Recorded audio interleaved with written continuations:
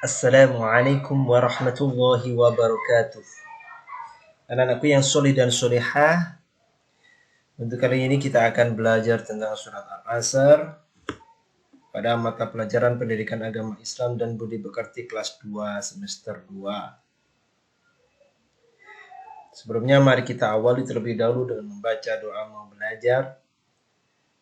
Bismillahirrahmanirrahim.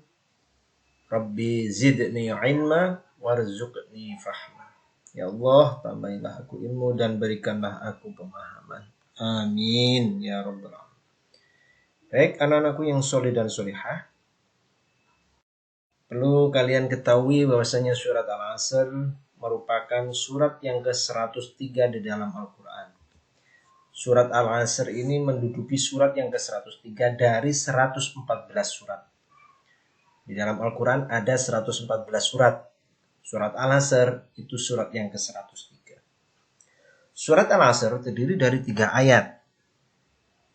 Nama Al-Asr itu diambil dari ayat yang pertama surat Al-Asr yang bunyi wal asr. Apa dari arti Al-Asr itu? Artinya yaitu waktu atau masa. Surat Al-Asr diturunkan kepada Nabi Muhammad SAW di kota Mekah. Oleh karena itu, surat Al-Asr termasuk dalam golongan surat Makkiyah. Anak-anakku yang soleh dan solihah, pesan apa yang terkandung di dalam surat Al-Asr? Surat Al-Asr mengajarkan kepada manusia bahwasannya manusia itu berada dalam keadaan rugi. Kecuali beberapa orang. Di antaranya, siapa sajakah orang-orang yang tidak merugi itu? Satu, yaitu orang yang beriman.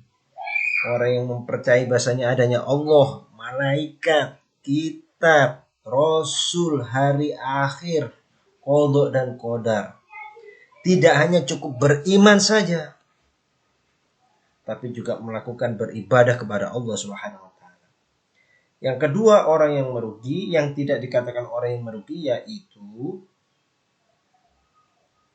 orang yang suka mengerjakan kebajikan. Orang yang suka mengerjakan kebaikan. Apa contohnya? Kita berbuat baik kepada orang tua kita. Kalian berbuat baik kepada teman-teman kalian sendiri. Kepada orang yang membutuhkan. Yang ketiga, orang yang dikatakan tidak merugi yaitu orang yang saling menasihati tentang kebenaran. Kalian saling menasihati kepada temannya yang sedang melakukan kesalahan. Kalian menasihatinya. Yang keempat yaitu orang yang menasihati supaya tetap dalam kesabaran. Ketika teman kita yang mengalami musibah atau orang yang meninggal dunia, orang tuanya meninggal dunia atau rumahnya kebakaran, kita harus tetap memberikan nasihat kepada saudara kita, kepada teman kita untuk senantiasa bersabar. Karena segala musibah hujan itu adalah dari Allah Subhanahu wa taala. Coba perhatikan gambar yang ada di sebelah. Ini orang yang benar-benar dapat memanfaatkan waktu. Ketika kita dapat memanfaatkan waktu, itu kita akan mendapatkan hasil yang baik. Waktu harus digunakan untuk kegiatan yang bermanfaat. Contoh, kalian beribadah, sholat, ngaji, membantu orang tua, membantu orang fakir miskin. Yang kedua, untuk belajar.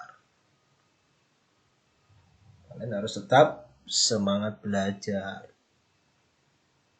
Yang ketiga, digunakan untuk apa? Membaca. Baca buku yang bermanfaat. Dan yang keempat, berbuat baik.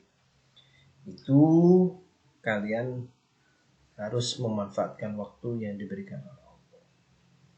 Kalau kita tidak mau dikatakan orang-orang yang merugi, maka kalian harus beribadah, belajar, membaca, berbuat baik.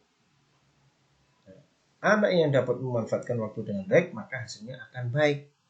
Sebaliknya, anak yang tidak dapat memanfaatkan waktu dengan baik, maka hasilnya tidak baik. Baik anak-anakku semuanya yang dimaksud. Sebuah pepatah Arab yang mengatakan waktu laksana pedang. Bila engkau tidak menggunakannya, ia akan memotong usia. Jadi ketika kalian tidak bisa memanfaatkan waktu itu dengan baik, itu akan merugi buat kalian semuanya. Oleh karena itu, manfaatkan waktu dengan baik. Kapan waktunya sholat, kapan waktunya mengaji, kapan waktunya belajar, kapan waktunya membantu orang tua, kapan waktunya kalian untuk bermain. Itu harus bisa kalian manfaatkan waktu itu dengan baik sebaik-baiknya.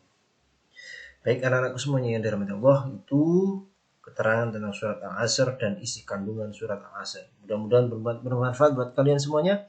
Tetap semangat belajar. Mudah-mudahan kita mendapatkan ilmu yang bermanfaat. Kita akhiri dengan baca hamdalah. Alhamdulillahirabbil alamin. Wassalamualaikum warahmatullahi wabarakatuh.